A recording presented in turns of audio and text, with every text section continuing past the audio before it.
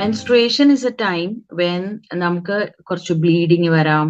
അപ്പൊ ആ സമയത്ത് നമ്മൾ പല കാര്യങ്ങളിലേക്ക് പാഡ് യൂസ് ചെയ്യും. ചിലർക്ക് ഇപ്പൊ വരുന്നത് പീരീഡ് പാൻറ്റി എന്നും പറഞ്ഞിട്ട് നമ്മുടെ പാമ്പേഴ്സ് പോലെയുള്ളത് വരുന്നുണ്ട്. അതേപോലെ തന്നെ ചിലരാണെങ്കിൽ മെൻസ്ട്രൽ കപ്പ് യൂസ് ചെയ്യും.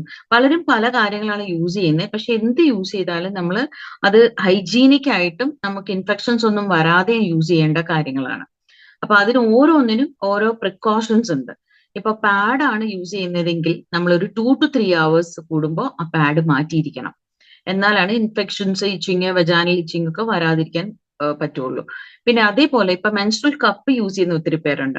അപ്പൊ ആ കപ്പ് യൂസ് ചെയ്യുകയാണെങ്കിൽ നല്ല രീതിയിൽ അത് സ്റ്റെറിലൈസ് ചെയ്യുക എന്ന് പറഞ്ഞാൽ, ഇപ്പൊ മെൻസ്ട്രൽ കപ്പ് സ്റ്റെറിലൈസർ എന്നൊക്കെ പറഞ്ഞ് കിട്ടുന്നുണ്ട്.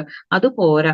നമ്മളിത് ഈ പാഡ് എടുക്കുമ്പോഴും എപ്പോഴും നമ്മൾ കൈ നന്നായിട്ട് സോപ്പിട്ട് വാഷ് ചെയ്ത ശേഷം പാഡ് യൂസ് ചെയ്യുക, അങ്ങനെയുള്ള കാര്യങ്ങൾ. കപ്പാണെങ്കിൽ 10 മിനിറ്റ് 10-15 മിനിറ്റ് വെട്ടി തിളയ്ക്കണം. എന്ന് പറഞ്ഞാൽ നമ്മൾ വെള്ളത്തിലിട്ട് വെട്ടി തിളച്ച് അങ്ങനെ വേണം അത് യൂസ് ചെയ്യാനായിട്ട്. വെട്ടി തിളച്ച് അത് ആറിക്കഴിഞ്ഞ ശേഷം വേണം അത് യൂസ് ചെയ്യേണ്ടത്. ഓരോ പ്രാവശ്യവും അത് അങ്ങനെ സ്റ്റെറിലൈസ് ചെയ്ത് തന്നെ യൂസ് ചെയ്യണം. അല്ലെങ്കിൽ ഒത്തിരി ഇൻഫെക്ഷൻസ് വരാറുണ്ട്. അതുപോലെ ഇൻഫെക്ഷൻ ഉള്ളപ്പോൾ കപ്പ് യൂസ് ചെയ്യാനും പാടില്ല.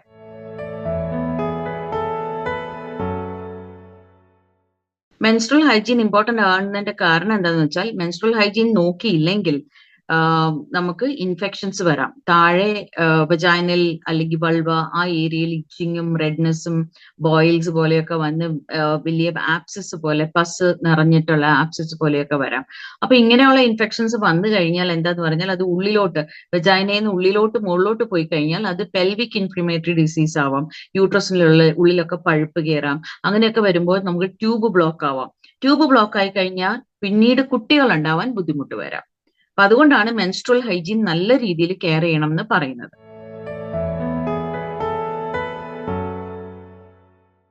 സാനിറ്ററി പ്രൊസീജിയേഴ്സ് ആണ് ഞാൻ പറഞ്ഞത്. ഈ കൈ നന്നായിട്ട് വാഷ് ചെയ്യുക. ഇപ്പൊ നമ്മളെ കയ്യിൽ നമ്മൾ പല സർഫസിൽ നമ്മൾ തൊടുന്നുണ്ട്. അപ്പൊ അവിടെ വല്ല ബാക്ടീരിയ ഒക്കെ, ഫംഗസ് ഒക്കെ നമ്മുടെ കയ്യിലുണ്ടോ എന്ന് നമുക്ക് അറിയില്ല. അപ്പൊ എപ്പോഴും ഇപ്പൊ മുഖം കഴുകാനാണെങ്കിൽ പോലും നമ്മൾ ആദ്യം കൈ വാഷ് ചെയ്ത ശേഷം, ഇപ്പൊ നമ്മൾ കോവിഡ് വന്നേ പിന്നെ നമുക്ക് സാനിറ്റൈസേഷൻ പ്രൊസീജിയർ ഒക്കെ നന്നായിട്ട് അറിയാലോ. ഹാൻഡ് വാഷിംഗ് ടെക്നിക്സ് ഒക്കെ അറിയാലോ. അപ്പൊ അതേപോലെ നന്നായിട്ട് കൈ വാഷ് ചെയ്ത ശേഷം പാഡ് എടുക്കുക, അല്ലെ കപ്പ് എടുക്കുക. എന്നിട്ട് വേണം അത് യൂസ് ചെയ്യാനായിട്ട്. അങ്ങനെയുള്ളപ്പോൾ നമുക്ക് ഇൻഫെക്ഷൻസ് വരാതെ നമുക്ക് നോക്കാം. അതേപോലെ തന്നെ ഒരു കാര്യം കൂടെ നമ്മൾ ശ്രദ്ധിക്കേണ്ടതുണ്ട്. ഇപ്പൊ എല്ലാ കോമൺ ടോയ്ലറ്റ്സ് യൂസ് ചെയ്യേണ്ട അവസ്ഥ വരാറുണ്ട്. കോമൺ ടോയ്ലറ്റ്സ് യൂസ് ചെയ്യുമ്പോൾ മാക്സിമം ഹെൽത്ത് ഫോസറ്റ് അവോയ്ഡ് ചെയ്യാൻ നോക്കുക. ബിക്കോസ് ഈ ഹെൽത്ത് ഫോസറ്റ്സ് ഒന്നും കോമൺ ഏരിയയിലൊന്നും ആരും കഴുകാറില്ല. അപ്പൊ അതിൽ നിന്നൊക്കെ ഒത്തിരി ഇൻഫെക്ഷൻസ് വരാറുണ്ട്. ഇപ്പോഴത്തെ ഇൻഫെക്ഷൻസ് വരുന്നതൊക്കെ ചിലതൊക്കെ ആന്റിബയോട്ടിക് റെസിസ്റ്റന്റ് കൂടെയാണ്. അതുകൊണ്ട് കോമൺ ഏരിയയിൽ പോകുമ്പോൾ നല്ല രീതിയിൽ കെയർഫുൾ ആകുക.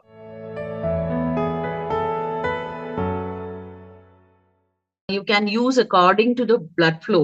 Like, if it's a very mild spotting and all that, you can use a panty liner. അല്ലെന്നുണ്ടെങ്കിൽ നമ്മുടെ നോർമൽ, ഐഡിയലി സ്പീക്കിംഗ്, വലിയ സ്മെല്ലുള്ളതും ഫ്രാഗ്രൻസ് ഉള്ളതും അങ്ങനെയുള്ളതൊക്കെ യൂസ് ചെയ്യാതിരിക്കുക. നോർമൽ കോട്ടൺ കവേർഡ് പാൻറ്റീസ് ആണ് നമ്മളുടെ ഒരു ക്ലൈമറ്റിനും ഒക്കെ ഏറ്റവും നല്ലത്. ബിക്കോസ് ഒത്തിരി ഭയങ്കര സൂപ്പർ അബ്സോർബന്റ് എന്നൊക്കെ പറഞ്ഞു കഴിഞ്ഞിട്ട് അങ്ങനെയുള്ളതൊക്കെ യൂസ് ചെയ്യാതിരിക്കുക. Even long term use of ഇങ്ങനത്തെ products are leading to cancer of bladder, vagina and all that. അപ്പോൾ അതുകൊണ്ട് നമ്മൾ നോർമൽ ആയിട്ടുള്ള കോട്ടൺ കവേർഡ് പാഡ്സ് അവൈലബിൾ ആണ്. അത് യൂസ് ചെയ്യുന്നതായിരിക്കും ഏറ്റവും നല്ലത്. പിന്നെ അല്ലെങ്കിൽ മെൻസ്ട്രൽ കപ്പ് യൂസ് ചെയ്യുകയാണെങ്കിൽ ഒരു കപ്പ് നല്ല രീതിയിൽ സ്റ്റെറിലൈസ് ചെയ്ത് യൂസ് ചെയ്താൽ 10 വർഷം വരെ യൂസ് ചെയ്യാം.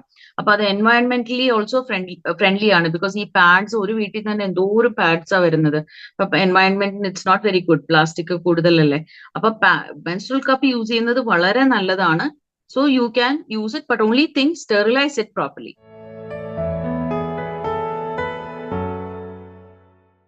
2 to 3 hours മാറ്റും. വെദർ പാഡ് ഫില്ലായാലും ഇല്ലെങ്കിലും. അപ്പൊ ചിലർ നോക്കുമ്പോൾ പറയും, എനിക്ക് കുറച്ച് ബ്ലീഡിങ്ങേ ഉള്ളൂ, അപ്പൊ ഞാൻ മാറ്റണ്ടല്ലോ എന്ന് വിചാരിക്കും. One thing you should understand is ബ്ലഡിലാണ് ഏറ്റവും കൂടുതൽ ബാക്ടീരിയയും ഓർഗാനിസംസ് ഒക്കെ വളരുന്നത്. അപ്പൊ നമ്മൾ കുറെ നേരമായി കഴിയുമ്പോൾ അതൊരു ബുദ്ധിമുട്ടാവും. അത് ഇൻഫെക്ഷൻസ് വരാനുള്ള ചാൻസ് കൂട്ടും. അതുകൊണ്ട് 2 to 3 hours കൂടുമ്പോൾ ഉറപ്പായിട്ടും whether the pad is full or not, you should change it.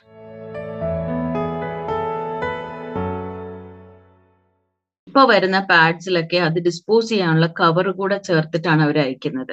അപ്പൊ അങ്ങനെയുള്ളപ്പോ നമ്മൾ പാഡ് എടുത്ത ശേഷം അത് റോൾ ചെയ്തിട്ട് അത് ആ കവറിന്റെ ഉള്ളില് വെച്ചിട്ട് വേണമെങ്കിൽ പറ്റുമെങ്കിൽ ഒരു ന്യൂസ് പേപ്പറും കൂടെ കവർ ചെയ്തിട്ട് വേണം ഡിസ്പോസ് ചെയ്യാനായിട്ട്. ഇപ്പൊ സ്കൂൾസിലായാലും കോളേജസിലായാലും എവിടെ ചെന്നാലും പാഡ് ഡിസ്പോസ് ചെയ്യാനായിട്ട് സ്പെഷ്യൽ ആയിട്ടൊരു ഡസ്റ്റ്ബിൻ അല്ലെങ്കിൽ ഒരു ബക്കറ്റ് പോലെ എന്തെങ്കിലും കവേർഡ് ആയിട്ടുള്ളത് കാണും. അപ്പൊ അത് വെച്ചിട്ട് വേണം നമ്മൾ കളയാനായിട്ട്.